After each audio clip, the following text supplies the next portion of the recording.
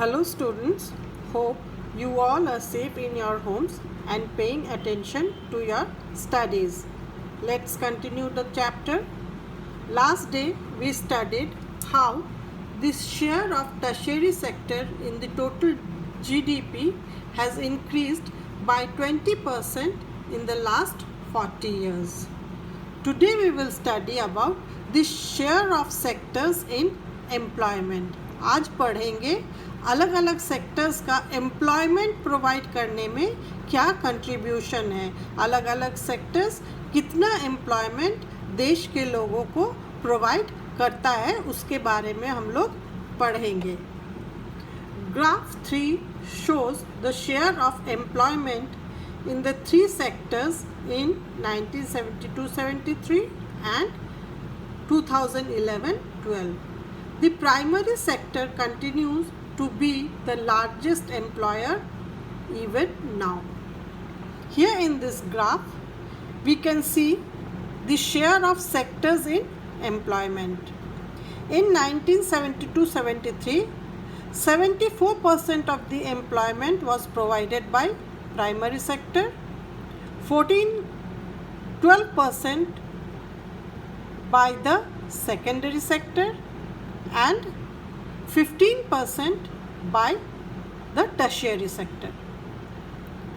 And again in 2011 and 12 we are seeing that employment provided by primary sector is 49%, secondary sector is 24% and tertiary sector is 27%.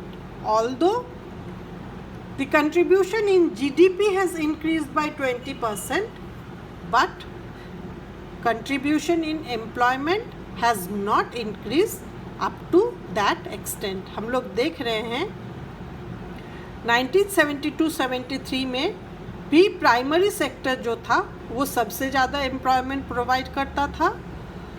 2011-12 में भी primary sector ही है जो सबसे ज़्यादा employment provide कर रहा है. बाकी दो सेक्टर्स में भी इंक्रीज़ हुआ है, लेकिन फिर भी अभी भी प्राइमरी सेक्टर जो है, जो एग्रीकल्चरल सेक्टर जो है, वो ही सबसे ज़्यादा एम्प्लॉयमेंट लोगों को हमारे कंट्री में प्रोवाइड करता है.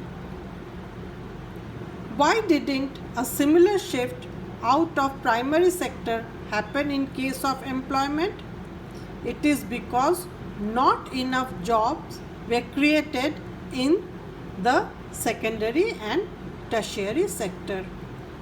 जितना ज़्यादा जीडीपी में इंक्रीज़ हुआ है उस हिसाब से सेकेंडरी सेक्टर और टर्शियरी सेक्टर में एम्प्लॉयमेंट का स्कोप नहीं बढ़ पाया है.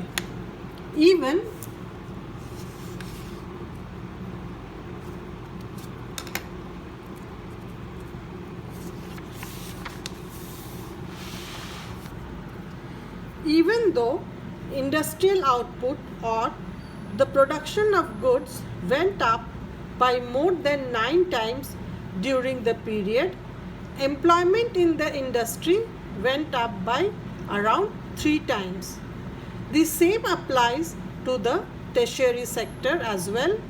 While production in the service sector rose by 14 times, employment in the service sector rose around 5 times. जो सेकेंडरी और टर्शियरी सेक्टर है, सेकेंडरी सेक्टर में production of goods and services 9 times increase हुआ है, लेकिन एम्प्लॉयमेंट का स्कोप सिर्फ 3 times ही बढ़ पाया है. सिमिलरली टर्शियरी सेक्टर में सर्विसेज का प्रोडक्शन जो है वो 14 टाइम्स बढ़ा है, लेकिन एम्प्लॉयमेंट का स्कोप सिर्फ 5 टाइम्स बढ़ पाया है. As a result, more than half of the workers in the country are working in the primary sector, mainly in agriculture, producing only a quarter of the GDP. In contrast to this, the secondary and tertiary sectors produce 4/5 of the produce, whereas they employ less than half the people. Does this mean that workers in agriculture are not producing as much as they could, क्या होता है कि primary sector जो है, जो agriculture से related है, वो कंट्री के हाफ से भी ज़्यादा लोगों को काम देने का काम, एम्प्लॉयमेंट प्रोवाइड करने का काम करती है, जबकि उससे जो production of goods and services है वो सिर्फ 1/4 मतलब 1/4 ही है। टोटल जितना गुड्स एंड सर्विसेज प्रोड्यूस होता है उसका 1/4 एग्रीकल्चर से आता है, लेकिन पीपल एम्प्लॉयड इट इज़ 50%। उसी के कॉन्ट्ररी क्या है, सेकेंडरी और टर्शियरी सेक्टर जो है वो 5 भाग में से 4 भाग सामान को, सर्विसेज को प्रोड्यूस करता है, लेकिन आधा से भी कम लोगों को एम्प्लॉयमेंट प्रदान करने का काम करता है।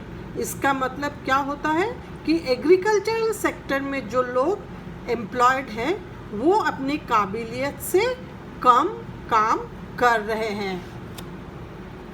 What it means is that there are more people in agriculture than is necessary. So even if you move a few people out, production will not be affected. In other words, workers in the agricultural sector are underemployed. इसका मतलब ये होता है कि agricultural sector में जितने लोगों का ज़रूरत है उससे कहीं ज़्यादा लोग जुड़े हुए हैं।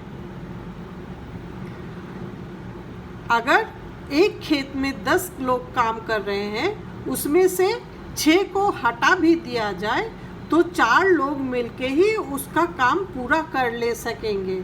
मतलब ये जो 6 लोग हैं वो वहाँ पे एक्स्ट्रा है।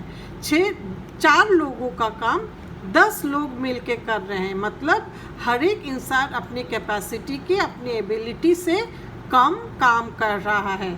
और इस तरह का जो स्थिति है, इस तरह का जो सिचुएशन है, that is known as under employed.